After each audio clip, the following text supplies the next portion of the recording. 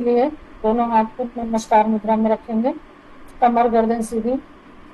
3 बार ओम का उच्चारण करेंगे।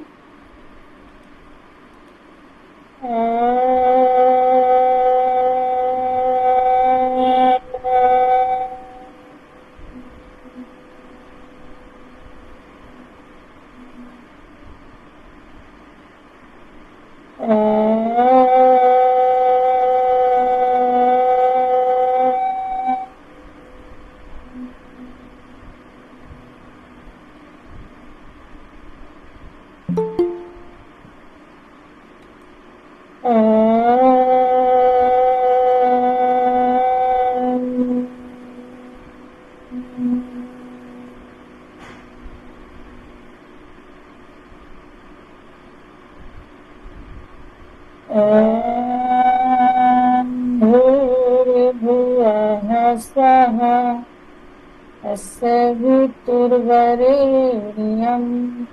भर्गो देवस्य धीमहि धियो यो नः प्रचोदयात्।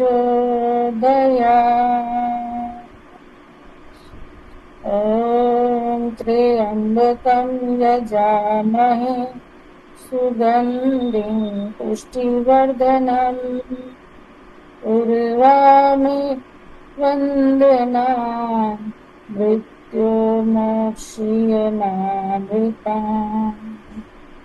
ॐ शान्तिः शान्तिः शान्तिः।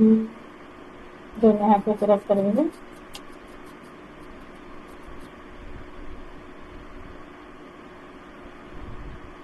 फिर इसको टच करेंगे। फिर से सभी को एक बार जय श्री कृष्ण। जय श्री कृष्ण मैम। जय श्री कृष्ण मैम। सभी को जय श्री कृष्ण सभी को। चलिए स्टार्ट करते हैं। मंत्र योग से एक बार फिर से इसको देख लेते हैं। कल भी थोड़ा सा देखा था, आज भी देख लेते हैं इसको। मंत्र का सामान्य अर्थ है मननाथ त्रायते इति मंत्र। मन का यात्रा पार करने वाला मन ही है मन। मंत्र योग का संबंध मन से है। मन को इस प्रकार परिभाषित किया है मनन इति मना। जो मनन चिंतन करता है वही मन है। ठीक है, जो मन हमारा चिंतन करता है वही हमारा मन है। मन की चंचलता का निरोध मंत्र के द्वारा करना मंत्र योग है। यानी जो हमारे थॉट चलते रहते हैं हमेशा, ठीक है, वो मंत्रों के द्वारा उसको हम रिजॉल्व कर सकते हैं, हटा सकते हैं। मंत्र योग के बारे में तत्व योग निषद में वर्णन किया गया है। योग सेवंते साधका धाम।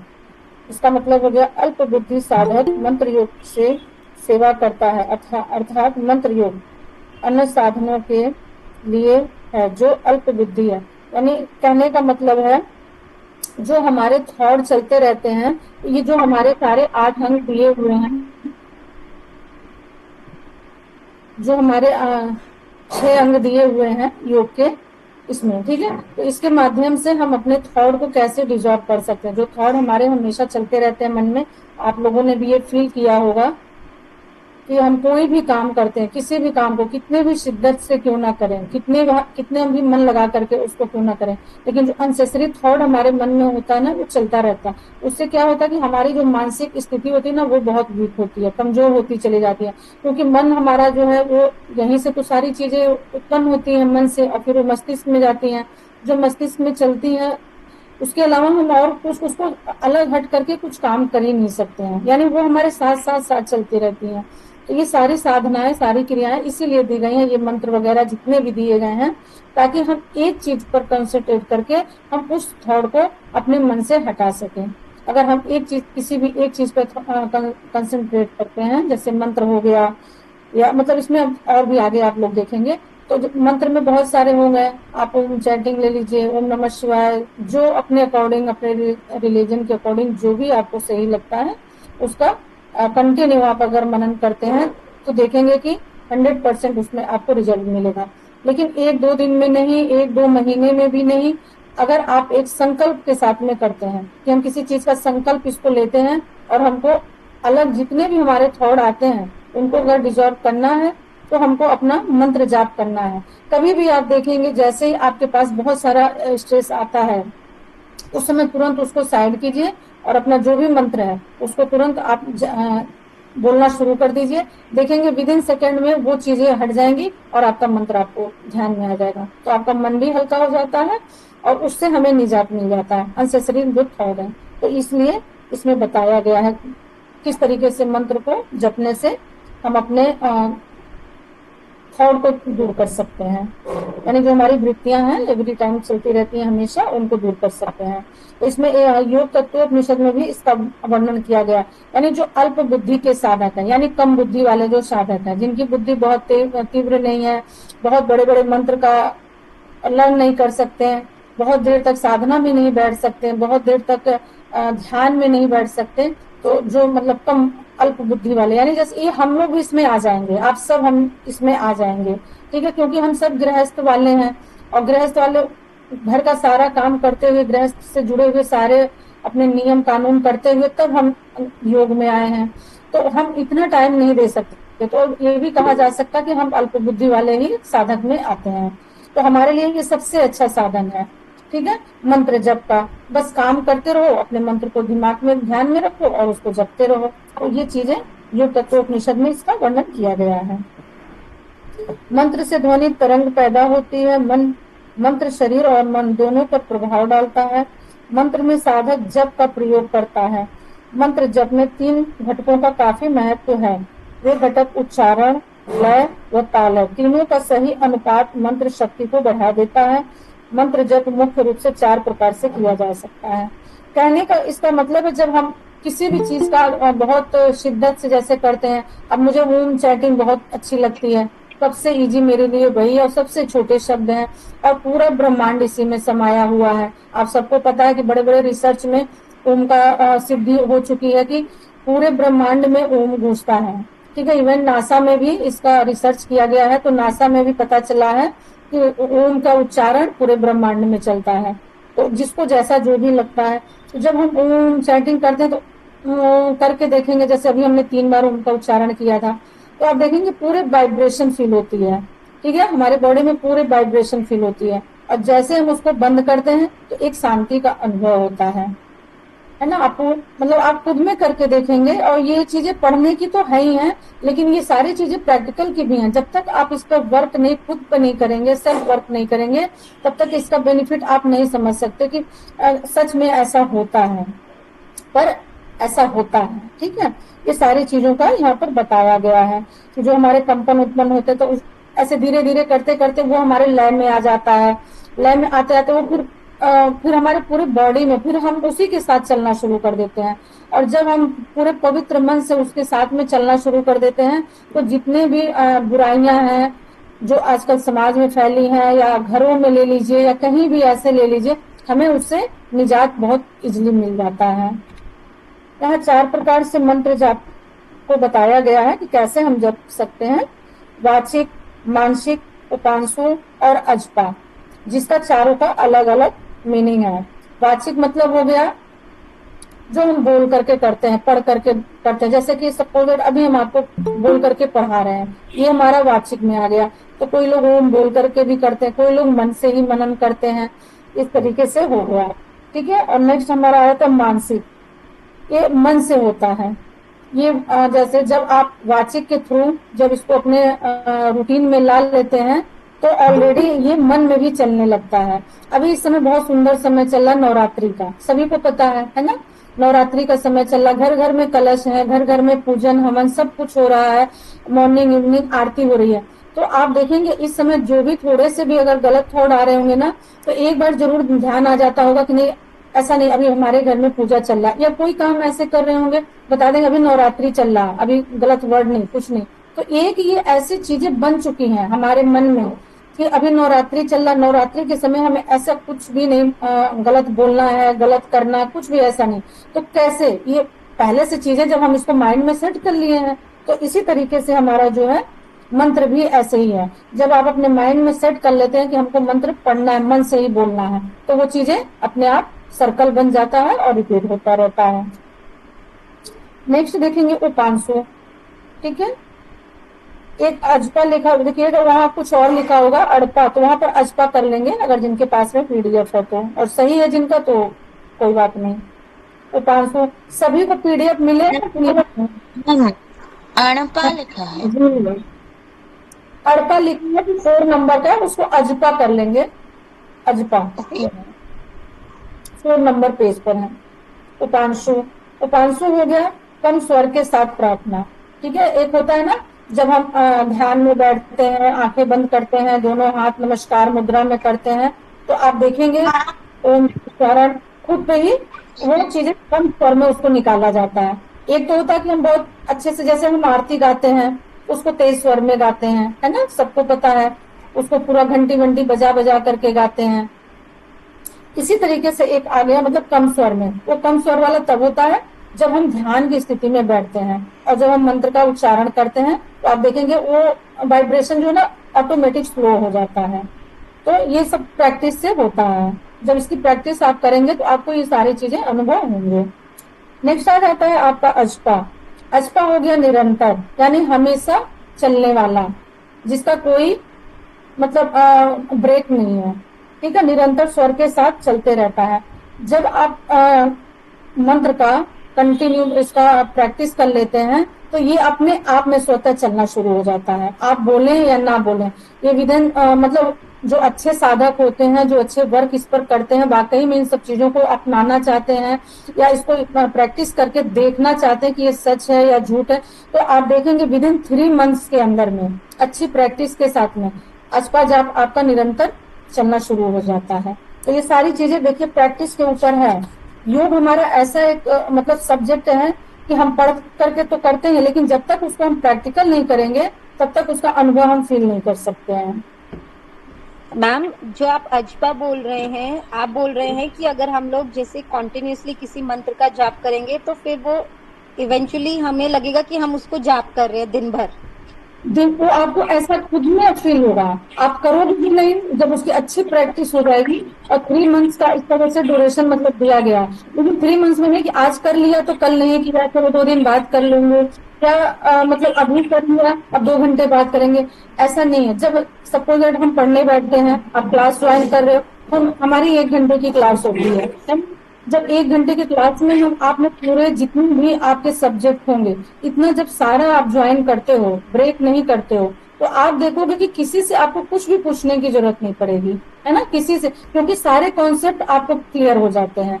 इसी तरीके से ये सारे मंत्र वगैरह भी हैं। जब इस पर कंटिन्यू आप काम करते हो, कंटिन्यू फोकस करते हो और उसको अपने लाइफ में उसको इंक्लूड करते हो, तो वो चीजें आपको खुद पे खुद फील हो जाएंगी, आपको फिर थर्ड पर्सन से पूछने की जरूरत नहीं पड़ेगी। अब इसमें कई लोग ऐसे भी होंगे जो लेट में ज्वाइन किए होंगे क्लास, या जो मतलब हो सकता है एक सब्जेक्ट 2 सब्जेक्ट आपका ऐसा निकल गया हो, या थोड़ी देर बाद मैं ही पढ़ा रही हूँ, आधे घंटे क्लास निकल गई हो, 30 मिनट्स के बाद ज्वाइन करेंगे, तो क्या उनको वो कॉन्सेप्ट समझ में आएगा जो हमने पढ़ाया स्टार्टिंग में? बस इसको ऐसे समझ लीजिए, ठीक है। तो ये सारी चीजें इस तरीके से हैं, जब उस पर आप वर्क करेंगे तो उसका बेनिफिट आपको खुद ही पता चलने लगेगा। मैम, जब भी मैं मानसिक जाप करती हूँ ना, मुझे बहुत बार ऐसे होता है कि मुझे नींद आ जाती है जाप करते करते, तो ऐसा क्यों होता है मैम? नहीं, अभी क्या है कि यही हमारी प्रैक्टिस है। नींद आ जाती है तो एक हमारी एक समाधि की अवस्था होती है, अगर नींद में भी आप जग रहे हैं, ठीक है, तो वो ही हमारी समाधि की भी अवस्था हो सकती है। और अगर आप पूरा सो जाते हैं, आपको कुछ भी याद नहीं रहता है कि क्या हुआ, तो वो समझिए कि सबसे बेस्ट आपकी समाधि की अवस्था है। लेकिन अगर आपको कुछ भी याद है उसमें, जैसे कल हमने बताया था ना कि आप सो रहे हो, हम रात को सोते हैं, हमारी बहुत गहरी नींद आती है, तो अगर गहरी नींद तभी है आपकी जब आपको सपने याद नहीं है। अगर जिनको सपने आते, सपने सभी को आते हैं, और सपने बहुत कम आने चाहिए। जो स्पिरिचुअल लोग होते हैं ना, उनको सपने ही नहीं आते हैं, ठीक है। जो बहुत अच्छी जिनकी स्पिरिचुअल हो चुकी है, ध्यान में जिनका बहुत अच्छा ध्यान लगता है, तो उनको सपने भी नहीं आते। तो यही चीज होता है कि अगर आपको ध्यान आप जब कर रहे हो और आपको याद है, या याद है तो आपका अच्छे से नहीं हो रहा, आप उसको भूल गए हो, बिल्कुल उसमें खो गए हो, तो ये समझो आपकी अच्छी अवस्था है। ऐसे ही सोने वाली अवस्था को, जैसे कल हमने एग्जाम्पल दिया था कि अगर नींद आपको याद है तो आपको गहरी नींद नहीं आई है, फिर आप थोड़े जगे हो, और अगर आपको इतनी गहरी नींद आती है और जिसमें आपको सपने भी याद नहीं है, तो समझो आपकी बहुत अच्छी अवस्था है, वो याद ही नहीं है। तो इस तरीके से इसको आप कोरिलेट कर लेंगे। हठ योग, पश्चिमी देशों में हठ योग लोकप्रिय है। संस्कृत, अच्छा इसको आप छोड़ दीजिए, ये लाइन छोड़ दीजिए, हम ध्यान से पढ़ा देना, ये थोड़ा सा है कुछ, इसको छोड़ दीजिए, ध्यान से हम देखते हैं। ध्यान में ऐसी स्थिति को आसन ढूंढना जो आपके लिए सबसे आरामदायक है और जिसमें आप ध्यान करते समय लंबे समय तक टिक सकते हैं। बहुत से लोग पद्मासन को ध्यान के लिए विशेष रूप से सहायक मानते हैं। अब वो ध्यान का यही मतलब हुआ, आप लोग देखो अच्छे साधक हो, योगी हो, सब लोग को पता है, क्योंकि अगर ये डिप्लोमा कर रहे हो, क्लास कर रहे हो, तो ऐसे कोई भी उठ करके नहीं चला आया, जरूर कुछ ना कुछ योग के बारे में पढ़ा है। अगर कुछ नहीं पढ़ा है तो अष्टांग योग तो पढ़ा है, सूर्य नमस्कार तो उसको आता ही आता है।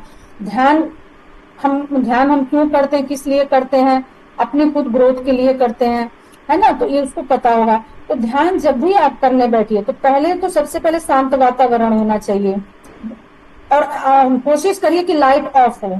जब लाइट ऑफ होती है तो आपकी ध्यान की अवस्था जो होती है ना, वो बहुत अच्छे से लगती है, क्योंकि हमें चारों तरफ का जो भी शोर गुल है या कोई भी इस तरीके से है, उससे हमें दूर हट करके तभी हमें ध्यान में बैठना चाहिए। और जब हम ध्यान में बैठते हैं, अगर हमारे कानों में कोई भी आवाज आ रही है, कोई कुछ आवाज दे रहा है, ये लाओ वो लाओ या ऐसा करो, टीवी चल रही है, मोबाइल चला, तो आप कितना भी ध्यान में बैठेंगे वो ध्यान नहीं लगेगा। दूसरी चीज इसमें हम देखते हैं कि ध्यान की बैठने की भी स्थिति बहुत अच्छी होनी चाहिए। हमारा आसन ऐसा होना चाहिए जहां पर हम बैठे, वो मैटर नहीं करता कि आप चेयर पर, जैसे कुछ लोग ऐसे होते हैं नीचे नहीं बैठ सकते हैं, है ना, ओल्ड एज पर्सन जो होते हैं उनको बहुत सारी नी प्रॉब्लम होती है तो वो नहीं बैठ सकते, बैक प्रॉब्लम होती है नहीं बैठ सकते, तो वो आराम से चेयर पे भी बैठ सकते हैं। लेकिन जो लोग नीचे बैठ सकते हैं तो उनके लिए सबसे बेस्ट तरीका यही है कि अपना आसन ऐसा लगाइए, मतलब अच्छे से गद्दीदार वाला हो। ऐसा ना हो कि सर्दी का टाइम हो तो आपको सर्दी बहुत ज्यादा लग रही हो तो भी आपका आसन नहीं लग पाएगा। अगर गर्मी का टाइम है और गर्मी में अगर आप ऐसे आसन लगा लेते हो जिसमें से बहुत ज्यादा उलन टाइप कुछ आसन रखते हो तो भी आपका ध्यान नहीं लगेगा। तो वो सब चीजों को बिल्कुल सम करके, ठीक है, इक्वल करके ऐसी चीजें अपनी सुविधा के अनुसार जब आसन पे आप बैठते हैं तो आप देखेंगे धीरे धीरे प्रैक्टिस के बाद इसको भी करने में कम से कम 3 महीने लग जाते हैं, फिर आपका आसन भी अच्छे से लगने लगता है। अगर हमारा आसन सही से नहीं लगता तो आप यकीन मानिए कि आपका ध्यान भी अच्छे से नहीं लगेगा। आसन में हमेशा हमारा जो बैक होना चाहिए ना, स्पाइन बिल्कुल स्ट्रेट होना चाहिए। जब तक हमारी स्पाइन स्ट्रेट नहीं होगी, आप ऐसे या कैसे, मतलब अपने आप को ऐसे बैठ करके आप कभी भी ध्यान नहीं कर सकते, ना पढ़ाई कर सकते हो। आप पढ़ करके एक घंटे आप देख लो, आप अपनी स्थिति को ऐसे बना रखे हो और आप सोच रहे हो, पढ़ रहे हो, आप पढ़ तो रहे हो लेकिन आपका माइंड ध्यान वो किसी और ही दुनिया में है। तो ऐसे चाहे जितनी देर भी आप पढ़ लो, कोई फायदा नहीं है उसका पढ़ने का। जब भी पढ़ना है बिल्कुल केयरफुली स्ट्रेट, ठीक है। और योग वालों का जिसका भी स्पाइन सीधा होता है वो समझिए हमेशा सालों साल जवान रहता है, इस बात का भी ध्यान रखिए। तो जब भी आप लोग बैठते हैं, कहीं भी बैठते हैं, चेयर पे बैठते हैं, नीचे बैठते हैं, हम लोग के लिए सबसे अच्छा नीचे है, फर्श पर, जमीन पर, ठीक है, सबसे बेस्ट है।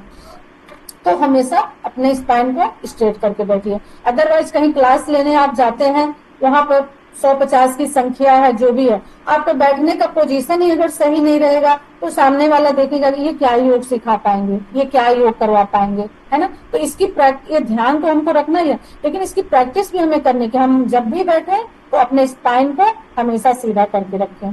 तो जिनकी स्पाइन सही है वो बूढ़ा भी नहीं होता है और सामने वाले पर एक अच्छा इम्पैक्ट पड़ता है कि हाँ इनको कुछ नॉलेज है, ये हमें कुछ भी बता सकते हैं।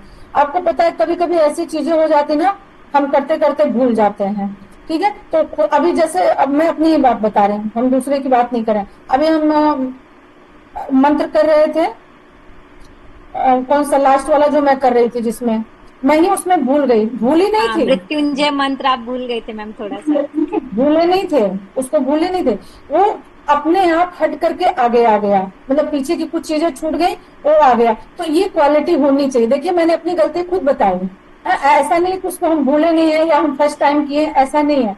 वो चीज स्टार्टिंग वाला किया मैंने और स्टार्टिंग से हट करके वो थोड़ा सा आगे में आ गया, उसको भूले नहीं, लेकिन वहां से फिर हमने कवर कर लिया। तो ये क्वालिटी हर योगी को भी होना चाहिए, आप लोगों को भी होना चाहिए। सामने वाले पर हमें कैसे इम्पैक्ट डालना, तभी जाकर के हम डाल सकते हैं। नहीं तो आज के टाइम पर थोड़ा बहुत योग हर कोई जान रहा, बाबा रामदेव जी को देख करके टीवी में, आस्था चैनल पर, तो हमें क्या करना कि उससे थोड़ा हमें एडवांस जरूर बनना पड़ेगा। क्यों? क्योंकि हमें भी तो समाज में आना है, लोगों के बीच आना है ना। तो इसलिए ये सब छोटी छोटी बातें हमें ध्यान रखनी है। वो मैटर नहीं करता कि आपको बहुत एडवांस लेवल का सारी चीजें आ रही हैं, बहुत बड़े बड़े आसन आप कर ले रहे हो, वो मैटर नहीं करता। अभी हमें जहाँ नीड है एक निडिल की, है ना, निडिल मतलब सुई, समझ रहे हो ना, उसकी जरूरत है, और हमें कोई ला करके वो बड़े बड़े डंडे दे दे, है, तो उसका क्या मीनिंग हुआ? कुछ नहीं। तो हमें इतना अपने आप को परफेक्ट बनाना है कि बच्चों को कौन सा योग कराना है, उसके साथ उनकी डाइट प्लान क्या करनी चाहिए। ओल्ड एज पर्सन जो है, मतलब ओल्ड एज पर्सन पे ज्यादा हमें वर्क करना चाहिए।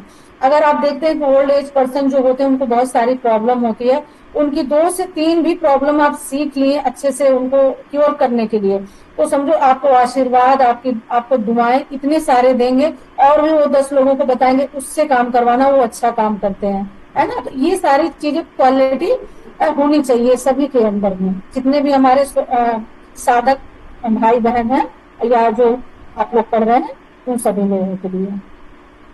नेक्स्ट पॉइंट देखते हैं, शरीर के भीतर ऊर्जा में सुधार।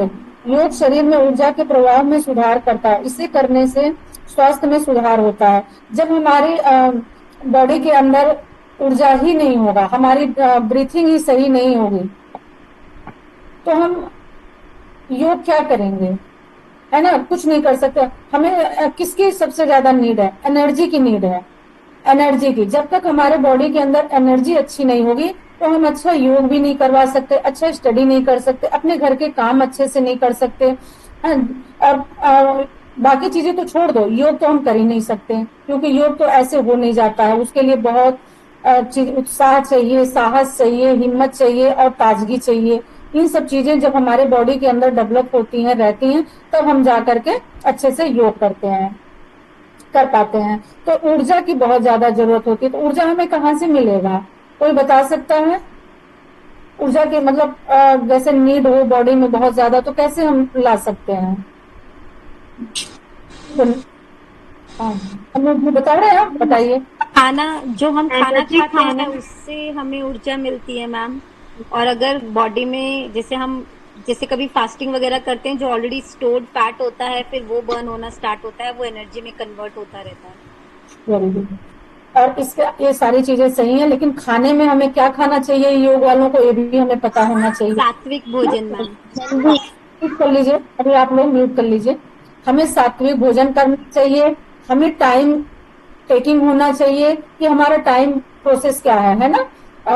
हमारा खाना रात को 8 बजे के बाद नहीं होना चाहिए। कभी इमरजेंसी में आया तो 8 बजे तक हम खा रहे हैं, अदरवाइज हमारा खाना 6 से 7 के बीच में। तो अभी जैसे हमारी क्लासें चल रही हैं, इस ड्यूरेशन में हम नहीं खा सकते, लेकिन 7 बजे के बाद अगर हमारी कोई क्लास नहीं है, आप सारी चीजें रेडी करके रखिए। आफ्टर क्लास आप भोजन कर लीजिए। हम सारी चीजें रेडी, अभी जैसे क्लास स्टार्ट हुए हैं, हमने सब कुछ रेडी करके रख लिया है, क्योंकि हम अपने रूटीन में अगर परफेक्ट नहीं होंगे तो हम कभी भी एक अच्छे टीचर नहीं बन सकते, और सामने वाले स्टूडेंट को कभी भी एक अच्छा स्टूडेंट नहीं बना सकते। तो पहले खुद में ये सारी चीजें होनी चाहिए। अभी हमने किचन में सबसे पहले 4 बजे से मतलब बहुत सारा काम, घर का पूजा पाठ जो कुछ है, आज का नवरात्रि से सब ओके करके रख दिया है। 7 बजे जैसे क्लास होगी खत्म, हम अपनी फिनिश होगी, वैसे अपना भोजन कर लेंगे। तो ये सारी चीजें मेंटेन करने भी आना चाहिए। ऐसा नहीं कि अब हम योग कर रहे हैं तो बस अब खत्म होगी क्लास तो हम फिर 7 बजे तक खाना, 8 बजे तक बनाएंगे भोजन, फिर उसके बाद हम 9 बजे तक भोजन करेंगे, या फिर सबको बना के सबको अभी साइड में रखिए। क्योंकि आप स्टूडेंट, योग के स्टूडेंट है, योग के विद्यार्थी है, योग के साधक हैं, तो पहले सबसे पहले अपनी चीजों को सुधार करनी है, सबसे पहले चेंजेस अपने अंदर लानी है, तब जाकर के हम दूसरों को बता सकते हैं। ठीक है, तो ये एनर्जी कैसे आती? जब अच्छा हमारा भोजन होगा, अच्छी हमारी नींद होगी, अच्छा हमारा दिनचर्या होगा, अच्छे हमारे बात विचार होंगे, हमारी वाणी अच्छी होगी, तो आप देखेंगे अच्छी हमारी डीप ब्रीथिंग होगी।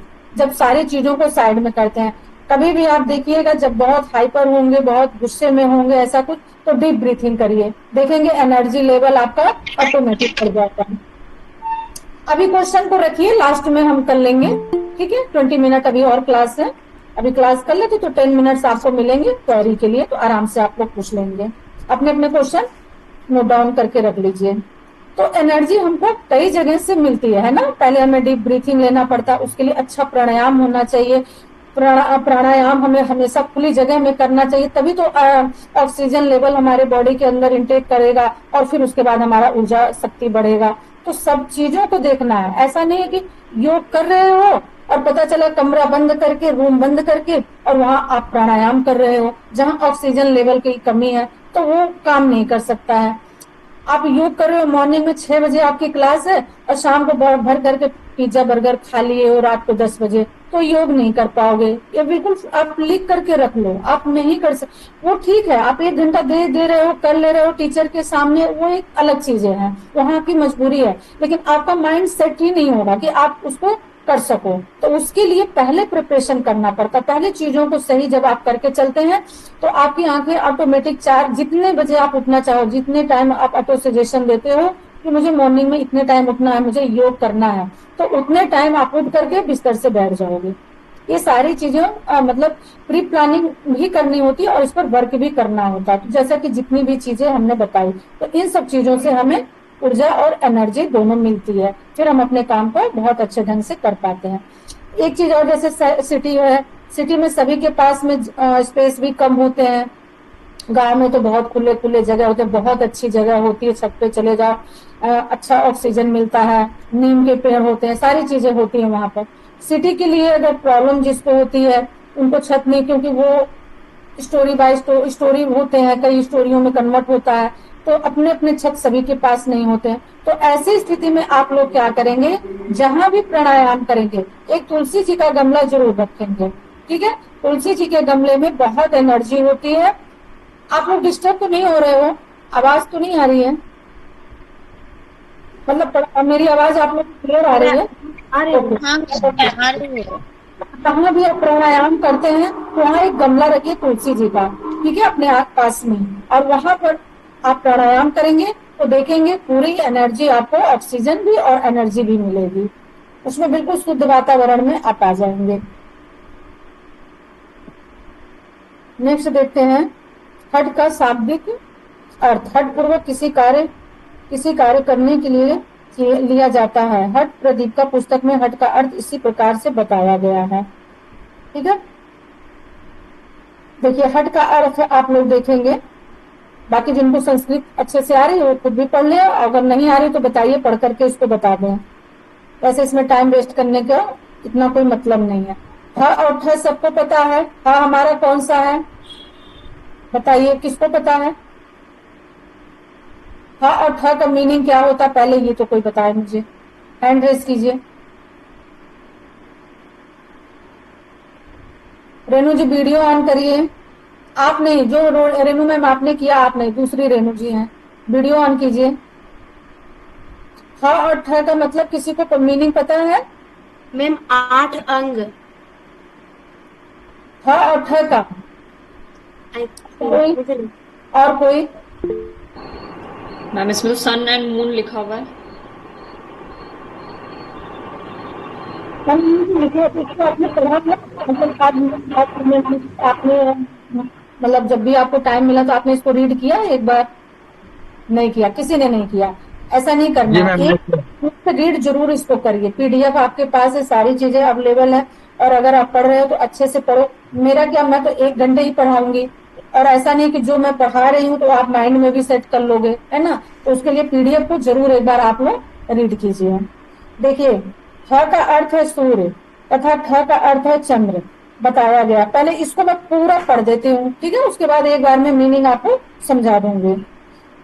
बताया गया सूर्य और चंद्र की समान अवस्था हठ योग है। शरीर में कई हजार नाड़ियां हैं, इनमें से 3 प्रमुख नाड़ियों का वर्णन है, वे इस प्रकार हैं। ध्यान से सुनेंगे, मैं पूछूंगी इसको, ठीक है, सभी से पूछूंगी। सूर्य नाड़ी अर्थात पिंगला, ध्यान रखेंगे, सूर्य नाड़ी अर्थात पिंगला जो दाहिना स्वर का प्रतीक है। दाहिना मतलब हो गया राइट, लेफ्ट राइट से समझ लेना, दाहिना मतलब राइट का प्रतीक है। चंद्र नाड़ी अर्थात ईड़ा जो बाएं स्वर का प्रतीक है। चंद्र नाड़ी जो है वो बाएं स्वर, बाएं मतलब लेफ्ट साइड, ठीक है, क्योंकि राइट लेफ्ट में बहुत कंफ्यूजन हो जाए, लोगों की उम्र खत्म हो जाती है, वो दाहिना बायां में नहीं समझ पाते। वो ये प्रॉब्लम मेरे साथ भी है। तो राइट लेफ्ट का बहुत लोगों के साथ में ये प्रॉब्लम है, राइट और लेफ्ट का। हमने कई साधक को ऐसा देखा है।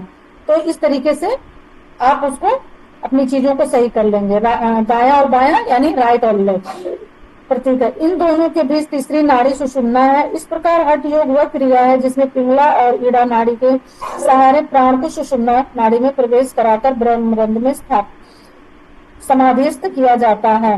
हठ प्रदीप्ता में हठ योग के 4 अंगों का वर्णन है: आसन, प्राणायाम, मुद्रा और बंध तथा नादानुसंधान।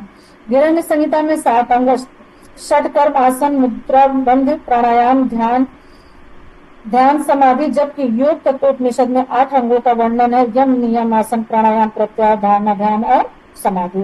ठीक है, तो इससे हम इस तरीके से समझते हैं। जैसे कि देखिए ऊपर में लिखा है हठ, हठ का शाब्दिक अर्थ, जिसके पास पीडीएफ है उसको चेक करेंगे। हठ का शाब्दिक अर्थ है हठ पूर्वक किसी कार्य करने से लिया जाता है, हठ। ठीक है, आपने बहुत सारे जगहों पे देखा होगा, छोटे बच्चे किसी भी चीज को बहुत जिद करते हैं, देखा है ना। तो हम उसको क्या बोलते हैं, कहीं कहीं बोलते हैं ये बच्चा हट कर रहा है।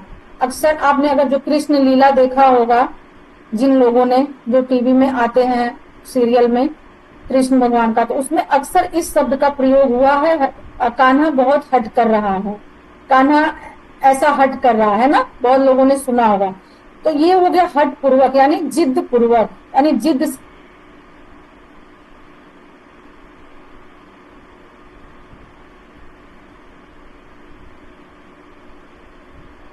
काम किया जाता है, उसको हठ हम बोल सकते हैं। यहाँ पर जो हठ का लिया गया है ईड़ा और पिंगला,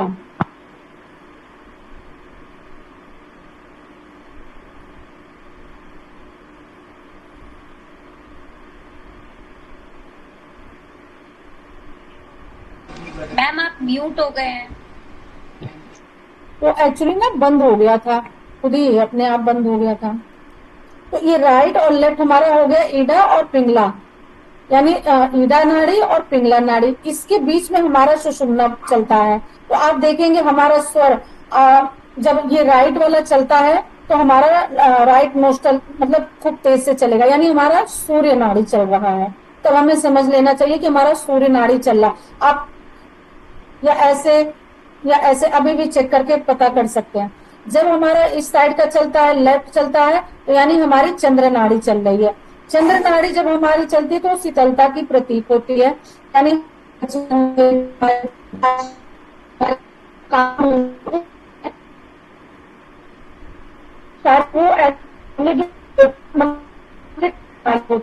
प्रदान करती है। मैम आपकी वॉइस बहुत ब्रेक है। फिर म्यूट हो गया क्या? म्यूट तो नहीं हुआ है। वॉइस कट कट के आ रही है। वॉइस ब्रेक हो रही है मैम।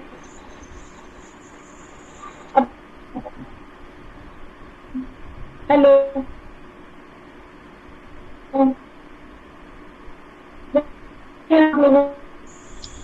मैम आपकी आवाज नहीं आ रही है बिल्कुल भी। मैम एक बार रिवीजन कर दीजिए। एक मिनट में अभी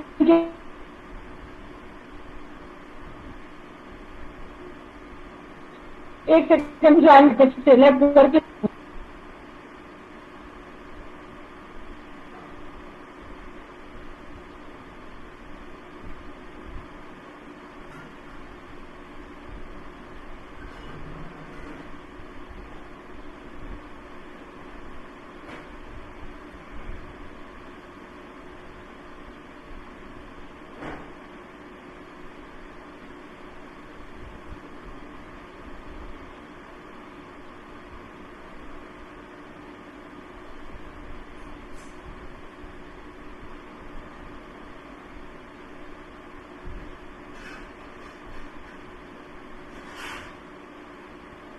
हेलो,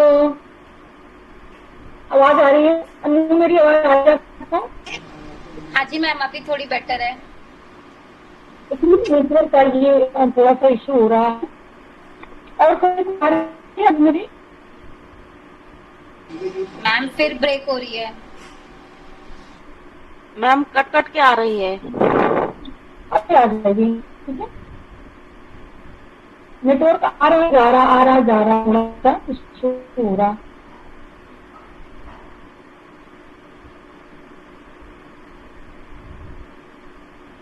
अनु अभी आई है आवाज?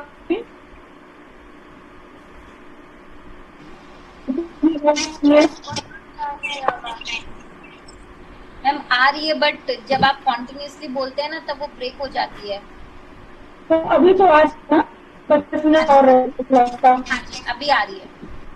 हाँ, वो नेटवर्क हो रहे हैं, ये हो रहा है, ठीक है। तो इससे हमारा प्रतीक होगा दाहिना, राइट और लेफ्ट। जिसको बाएं समझना है वो वैसे समझ लेगा, बाकी लोग राइट और लेफ्ट समझ लेंगे। मैम आपकी आवाज ब्रेक हो रही है आपकी। अच्छा, 1 मिनट फिर से ज्वाइन कर।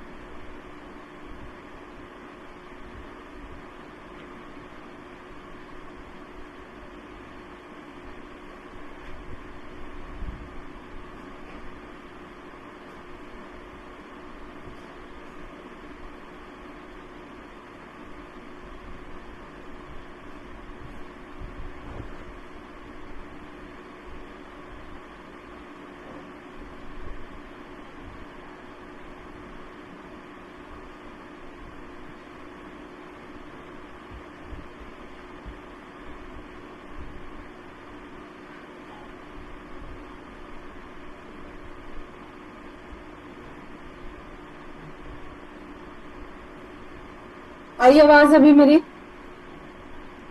हाँ मैम आ गया, मैं 2 बार लेफ्ट करके ज्वाइन किया तो आ गया। चलो अभी है टाइम 7 मिनट, ठीक है। तो जब हम अनुलोम विलोम करते हैं, प्राणायाम आपने देखा होगा, अनुलोम विलोम जब हम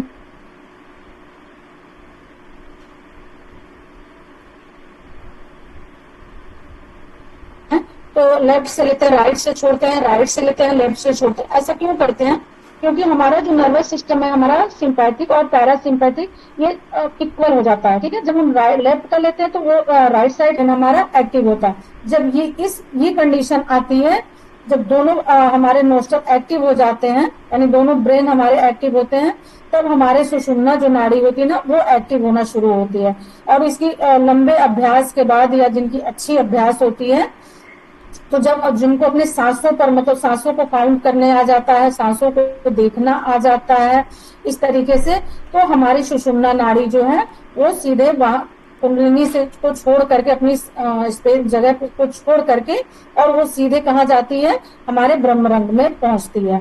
लेकिन ये थोड़े टाइम से नहीं होता, इसका थोड़ा लंबा अभ्यास करना पड़ता है। और इसका एक चीज और है मतलब जिनकी सठ क्रियाएं जो होती हैं, जो लोग सठ क्रियाएं बहुत अच्छे से कर लेते हैं, जैसे धौती, बस्ती, नेति, नौली, त्राट, ये सारे क्रियाएं जो हैं बहुत मतलब अच्छे से जिनको आता है, उनकी जो है बहुत जल्दी जो है कुंडलिनी भी जागृत होती है। बाकी ऐसे कई हम खूब सारा रोटी दाल चावल खाते रहे, घूमते रहे, दुनिया की बातें करते रहे, प्रपंच के, तो कभी भी कुंडलिनी जागृत नहीं हो सकती है। ठीक है, वो बहुत पवित्र चीज है, तो पवित्रता से जल्दी वो आ जाती है। तो हम ऊपर की चीजों को तो हम साफ सफाई कर लेते हैं, वाटर से क्लीन कर लेते हैं, लेकिन इंटरनल पार्ट को कैसे हम करेंगे? तो सठ क्रियाओं के द्वारा ही हमारा इंटरनल पार्ट जो है वो किया जाता है, क्योर किया जाता है, और फिर हमारी कुंडलिनी अच्छे से जागृत होती है। आप लोगों में से कई लोग ऐसे होंगे, करके देखना, जो लोग लंबे समय से नोस्टल में ऑयलिंग नहीं किए होंगे, ऑयल नहीं लगाए होंगे, जिन लोगों ने जल नेति नहीं किया होगा, जिन्होंने रबड़ नेति नहीं किया होगा, उनके प्राणायाम भी बहुत अच्छे से नहीं होंगे, तो उसको घबराहट सी हो जाएगी, वो जल्दी से प्राणायाम को छोड़ देंगे। तो जब प्राणायाम की स्थिति कब बहुत अच्छी होती है? आप रात को सरसों का तेल मतलब सबसे बेस्ट माना गया है, और उसे फिर एक आलमंड का माना गया है, आलमंड का, इन दोनों ऑयल को अगर यूज करते हैं तो मॉर्निंग में जो हमारी जो बलगम होता है, जकड़न होती है, मतलब वो इंट एरिया जो हमारा होता है वो क्योर हो जाता है। तो जब हम मॉर्निंग में प्राणायाम करते हैं, अनुलोम विलोम करते हैं या नाड़ी शोधन जो भी करते हैं, तो वो बहुत अच्छे से लगना स्टार्ट हो जाता है। ठीक है, और कभी भी प्राणायाम यहाँ तक नहीं करते, चेस्ट तक नहीं करते हैं कि चेस्ट तक सांस को लिया छोड़ा, हमेशा नेवल ब्रीथिंग करते हैं। जब नेवल ब्रीथिंग आप करेंगे तभी जाकर के इसका बेनिफिट होगा। अदरवाइज आप 3 महीने क्या 3 साल बैठ करके छत पर करते रहिए मॉर्निंग में, और अगर आप केवल चेस्ट ब्रीथिंग करते हैं तो भी प्राणायाम आपका सही से नहीं, जो बेनिफिट मिलना चाहिए वो नहीं होगा। तो इसका यही सारी मतलब प्रोसेस है। तो जो 3 मतलब ये बताया गया, देखिए घृण संहिता बताया गया, हठ प्रदीप का बताया गया है, और उसमें एक योग तत्वोपनिषद बताया गया। तो इन तीनों के माध्यम से हम अपने ईडा, पिंगला और सुषुम्ना को उसको एक्टिव कर सकते हैं। मेन तो प्राणायाम है। जब तक आपका शरीर शुद्ध नहीं होगा, प्राणायाम आपका बहुत अच्छे से नहीं डीप ब्रीथिंग होगा, तब तक वो चीजें जो हमें चाहिए योग के थ्रू वो हमें नहीं मिल सकता। और आसन तो बहुत सारे लोग कर भी लेते हैं, बहुत बड़े बड़े आसन करते हैं एडवांस लेवल तक का, लेकिन आप एक एज के बाद में आप एडवांस लेवल भी आपको जो है मना हो जाता, वर्जित हो जाता है कि नहीं करना चाहिए।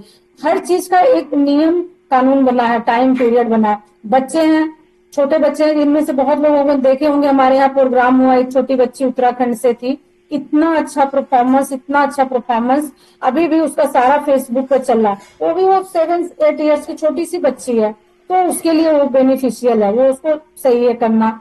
अब ये सोचिए कि आप 40+, 45+, 50+ ऐसे अगर कोई वैसा आसन एडवांस लेवल का करे तो उसके बॉडी के लिए खुद में भी अच्छा नहीं है। ठीक है, उसके बाद में आ जाते हैं सूक्ष्म व्यायाम। सूक्ष्म व्यायाम हर कंडीशन में सही है, वो चाहे वो ओल्ड एज के हो, चाहे थोड़े से मतलब 35 अगर 20, ठीक है, ये लोग कर सकते हैं, तो उसमें कोई भी ऐसा नुकसान नहीं है। सूक्ष्म व्यायाम हर एक स्थिति में सही है। और एडवांस लेवल का जो है वो छोटे बच्चों के लिए है, या मिनिमम आप रख लो 25 ईयर्स तक, उसके बाद करना इतना ज्यादा मतलब मेरे हिसाब से नहीं सही। बाकी जो लोग कर लेते हैं वो उनकी अपनी मर्जी है, अच्छा है, करते हैं तो उनकी बॉडी भी एक्टिव रहती है। वो अपने ऊपर है कि अपने ऊर्जा के अनुसार कितना कर सकते हैं। नेक्स्ट देखेंगे हठ योग। अभी 2 मिनट रह गया तो इसको पढ़ लेते हैं। हठ योग चित्तवृत्तियों के प्रवाह को संसार की ओर जाने से रोककर अंतर्मुखी करने की एक प्राचीन भारतीय साधन पद्धति है, जिसमें प्रसुप्त कुंडलिनी को जागृत कर नाड़ी मार्ग से ऊपर उठाने का प्रयास किया जाता है और विभिन्न चक्रों में स्थिर करते हुए उसे शीर्षस्थ सहसार चक्र तक ले जाया जाता है। हठ योग प्रदीप का इसका मुख्य प्रमुख ग्रंथ है। अभी जैसा कि पढ़ा है आप लोगों ने, अभी पीछे ही हमने बताया कि कुंडलिनी कैसे जागृत होती है। तो पहले तो कुंडलिनी की स्थिति को समझ लेते हैं। कुंडलिनी होती क्या है, किसी को पता है? अब बस 1 मिनट रह गया, इसमें हम क्वेरी भी कर लेते हैं। कुंडलिनी किसी को पता है आप लोगों में से? हम जो 7 चक्रास होते हैं,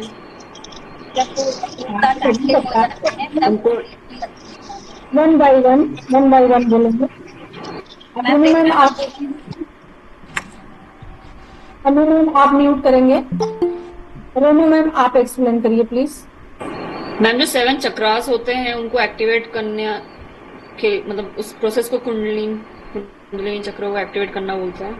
नहीं, वो एक अलग प्रक्रिया होगी, वो एक अलग प्रोसेस है। हमने सेवन से है हमारा वो है, मतलब जिस पर हमें मोक्ष मुक्ति की प्राप्ति होती है। कई जगह 7 भी है, कई जगह 8 भी है, लेकिन पढ़ा जाता है ज्यादातर 6 चक्र। ठीक है, 6 चक्र को ज्यादा इंपॉर्टेंस दिया गया है और कहीं कहीं 7 भी बोला गया, लेकिन 7 तो हमारा बिल्कुल सहसार हो गया, जहां पर उसके बाद कुछ भी नहीं है। ठीक है, और कहीं 8 भी बोला गया है, बीच में कुछ कुछ और नाम डाल दिया गया, अलग अलग उसमें उपनिषदों में वर्णन किया गया है। लेकिन हमने पूछा कुंडलिनी क्या है, बेसिक चक्रों के बारे में नहीं पूछा, कुंडलिनी के बारे में पूछा। अच्छा है कि आपने क्वेश्चन आंसर किया। हाँ अनु मैम प्लीज आप बताएंगे। मैम कुंडलिनी हमारी जो ब्रीदिंग प्रोसेस है ना, उससे एक्टिवेट होती है। जब पिंगला और ये कीड़ा और ये सुषमा नाड़ी पे जब हम लोग कंट्रोल कर लेते हैं, तब हम लोग कुंडलिनी की तरफ बढ़ते हैं। थोड़ा सा अभी आप और मतलब आसपास कीजिए, आसपास कीजिए। ठीक है, और कोई? चलिए पहले तो जिसका क्वेरी है वो ले ले, फिर हम इसको अगर टाइम होगा तो मैं एक्सप्लेन कर दूंगी, अदरवाइज फिर कल करेंगे। और किसी का कोई क्वेरी है?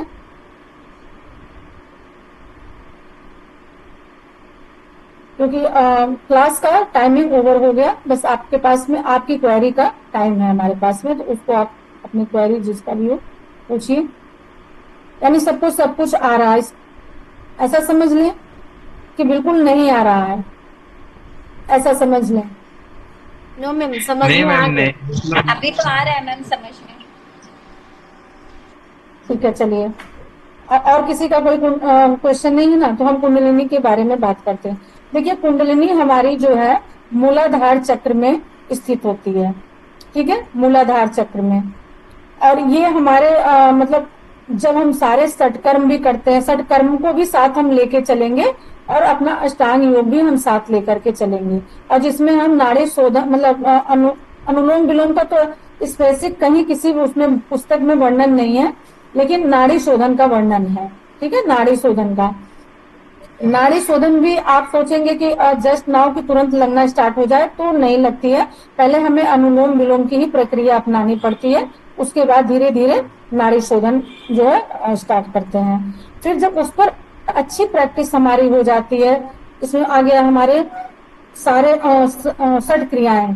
षट क्रियाएं से जब हमारे इंटरनल ऑर्गन्स जो होते हैं वो जब क्योर हो जाते हैं, उसके बाद हम अष्टांग योग अपनाते हैं। अष्टांग योग में वही हमारे जो यम नियम आसन प्राणायाम, तो ये तो केवल आप अभी पढ़ रहे हो, लेकिन जब आप योग दर्शन बुक जब आप पढ़ते हो, उसमें जब आप या भगवत गीता पढ़ते हो, तो वहां पर सारी चीजें आपको इतने अच्छे से क्लियर वहां पर आपको पता चलेगा कि हमको कुंडलिनी जागृत के लिए या राजयोग प्राप्ति के लिए इन पुस्तक की आवश्यकता क्यों है, इन ग्रंथों की आवश्यकता क्यों है। ठीक है, तो तब जाकर के कुंडलिनी तक आप पहुंच पाते हो। तो जब हमारा अष्टांग योग, हमारा षट क्रिया और हमारे नाड़ी शोधन प्राणायाम, ये जब तीनों हमारे अपना इक्वल फॉर्म में काम करते हैं और हम पूरी तरीके से स्वच्छ हो जाते हैं इंटरनल एंड एक्सटर्नल सारी चीजों से, या इवन अपनी वाणी से भी। ठीक है, हमको अपनी वाणी का भी वैसे ही ध्यान रखना है कि हमको किसके साथ कैसे सोच समझ करके बोलना है। ऐसा नहीं अब आप इतने अच्छे योग कर रहे हो, सारी चीजें आपकी अच्छी हैं, लेकिन आप किसी भी ऐसे व्यक्ति को ऐसे शब्द बोल दो जो उसका पात्र वो नहीं है, है ना, तो वहां ये समझो कि अभी आप बिल्कुल स्वच्छ नहीं। हाँ, आप उस जगह बोल सकते हो, अगर कोई गिल्टी है और रियल में आपको पता है कि ये व्यक्ति गिल्टी है, तो वहां बोलोगे तो वो एक्सेप्ट हो जाएगा। क्यों? क्योंकि आपने सही बात बोला। लेकिन अगर वहां वो व्यक्ति गिल्टी नहीं है और अगर वहां उसको आप शब्दों का बारिश करते हो, कुछ भी ऐसे अपने वचन निकालते हो, तो आपकी सारी क्रियाएं साधनाएं सब व्यर्थ हो जाएंगी। ठीक है, तो इसलिए हमें वाणी पर भी विशेष ध्यान रखनी होती है। तो जब हम मन वचन कर्म ये सारी चीजें इसमें इंक्लूड हो जाते हैं हमारे, और हठ योग और राजयोग, जब इनकी सारी शुद्धि हमारी हो जाती है इंटरनल एक्सटर्नल सारी, तब जाकर के हमारी कुंडलिनी जागृत होती है। और वो मूलाधार चक्र में 3 फीट की, ऐसा बताया जाता है, मैं नहीं बता रही हूँ, ऐसा बताया जाता है, जब हम आगे पढ़ेंगे वहां पर वो ऐसे सर्प के आकार में बैठी हुई है। ठीक है। और जब कुंडलिनी जागृत होती है तो बॉडी में एक अलग प्रकार की ऊर्जा, वो ऊर्जा है, ठीक है, वो ऊर्जा इतनी तीव्र होती है, इतनी तीव्र होती है, जब तक अगर आप किसी अच्छे साधक के उसमें नहीं करते हैं देख रेख में, तो कभी भी इसकी प्रैक्टिस भी आप नहीं करना। ठीक है। और तब करना जब उस लेवल का आपको गुरु मिलते हैं, ठीक है, कि जो आपको कंट्रोल कर ले जाए, आपको कुंडलिनी के बारे में इतने अच्छे से एक्सप्लेन करें कि इसके जागृत से क्या फायदे हैं, क्या नुकसान है। जब तक उसकी जानकारी ना हो जाए तब तक उस पर हमें काम नहीं करना चाहिए। ये सिर्फ हमारे पढ़ने की चीज है, उस पर हम पढ़ेंगे, और इसमें से जो चीजें हमें लेने लायक है उसको हम लेंगे। जैसे अब इसमें आएंगे आपको अष्टांग योग, बिल्कुल आपको लर्न होने चाहिए। उनके जितने यम नियम के जो 5 अंग हैं वो बिल्कुल लर्न होने चाहिए। सूत्र हमारे कितने हैं वो लर्न होने चाहिए। सूर्य नमस्कार हो गया, ये हमारे लर्न होने चाहिए। 6 क्रियाएं क्या है, ये हमारे काम की चीज है, इस पर हमें फोकस करना चाहिए। और रही बात कुंडलिनी की, तो ये हमारे पढ़ने की चीज है, इसके बारे में जानने की चीज है, ना कि इसको जगाने की चीज है। ठीक है। तो इसको कोई भी ऐसी गलती नहीं करेगा। अब हम मिलते हैं कल, और अभी करेंगे शांति पाठ। चलिए, कौन करेगा शांति पाठ? अब मिलते हैं हम लोग का।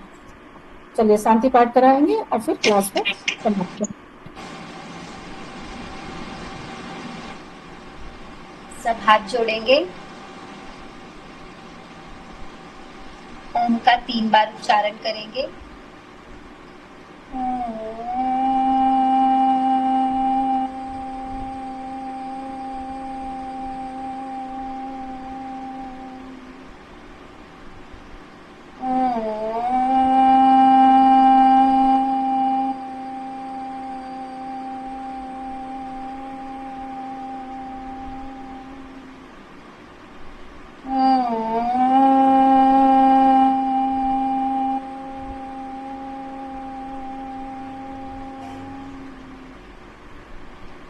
सर्वे भवन्तु सुखिनः, सर्वे सन्तु निरामयाः, सर्वे भद्राणि पश्यन्तु, मा कश्चित् दुःखभाग् भवेत्। ॐ शान्तिः शान्तिः शान्तिः। दोनों हथेलियों को आपस में रब करेंगे।